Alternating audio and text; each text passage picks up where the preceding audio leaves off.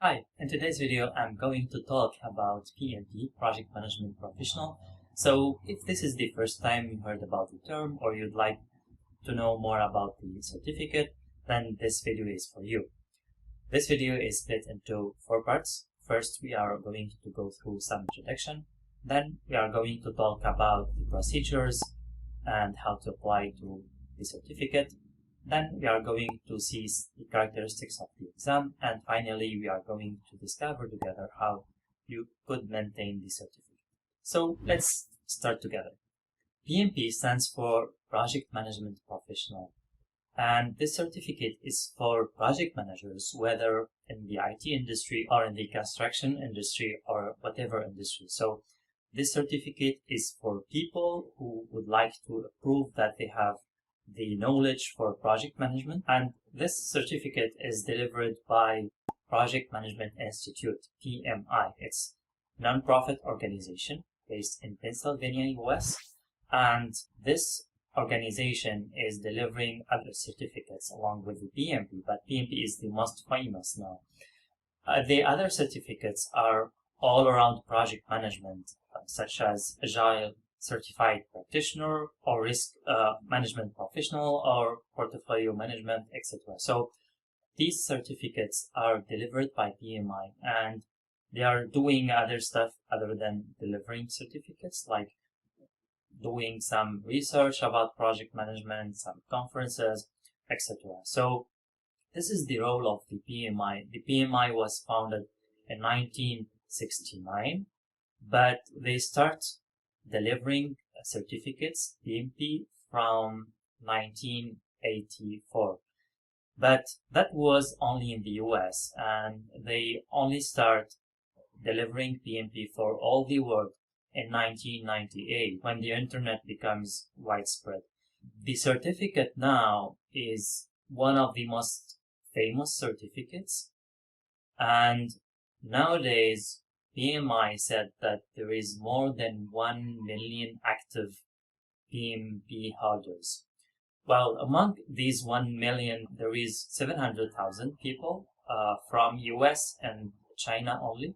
Going back to PMI, among the most important or most known book that PMI publishes is PMBOK, Project Management Book of Knowledge. Now we are in the 7th edition, and this book describes the values of what the project manager should have in order to practice their job as a project managers. So we find all the different like soft and technical skills that they can have in order to succeed the projects. But interestingly, the exam is not based on the PMBOK. It's rather based on the exam content outline. You can find the link in the description box. PMBOK is not the only resource or the main resource for the PMP exam. There is other several books, even though PMI published a list of 10 resources that you can find in the description box that you can refer to in order to prepare for your exam.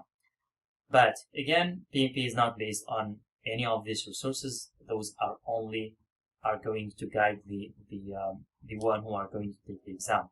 So this is an introduction of the PMP. Let's move on to the procedures and how to apply to the exam. In order to apply to the exam, there is 3 steps. Well, or let's say 3 parts.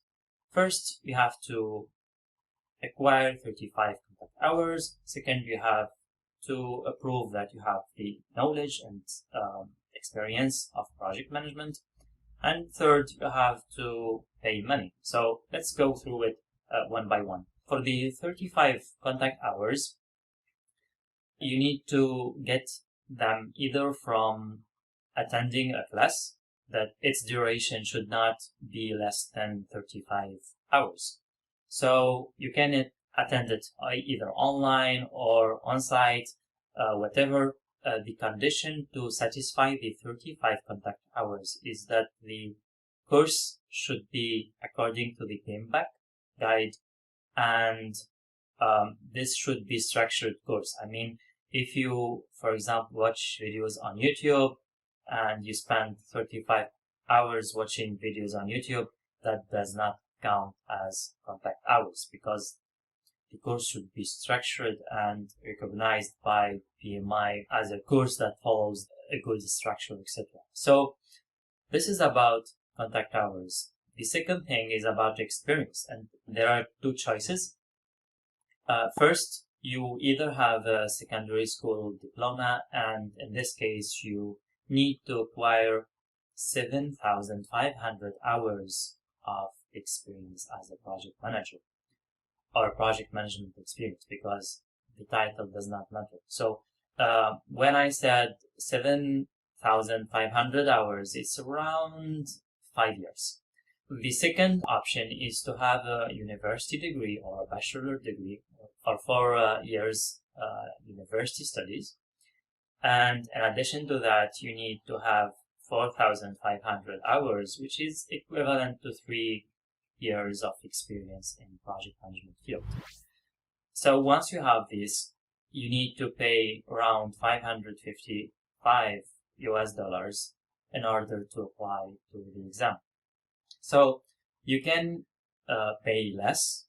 I mean, you can pay $405, but in this case, you need to be a member in one of the PMI chapters, and for that you need to pay $135. So it's almost the same thing. It's around $550. So this is all about how to apply for PMP. Let's go next to the third part about the characteristics of the PMP exam. The PMP exam has 180 questions. It's a lot. To compare to other certificates, 180 is a lot, and this reflects in the duration as well. The duration of the exam is 3 hours, 50 minutes. And you can take 10 minutes break after the 60 first questions and 10 other minutes after 120 questions.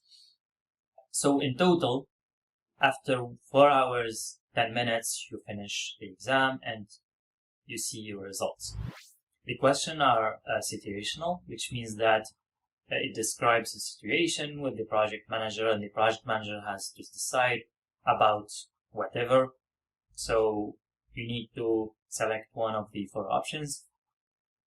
And sometimes there is 2 or 3 correct answers. In this case, the question tells you whether there are more than 1 correct answers or not. The questions are 50% agile and 50% waterfall approach or traditional approach. However, people who are taking the exam are reporting that they are having more than 70 or around 70% of questions agile and hybrid, which is mixed between or a mixture between agile and predictive approaches. This exam is available in multiple languages. There is English, Mandarin, Spanish, French, Arabic. You can select one of these languages, or you select a subtitle in different language. When you take the exam, at the end of the exam, you will get the results. And this result will tell you whether you need improvements or you are below target. In this case, you didn't succeed.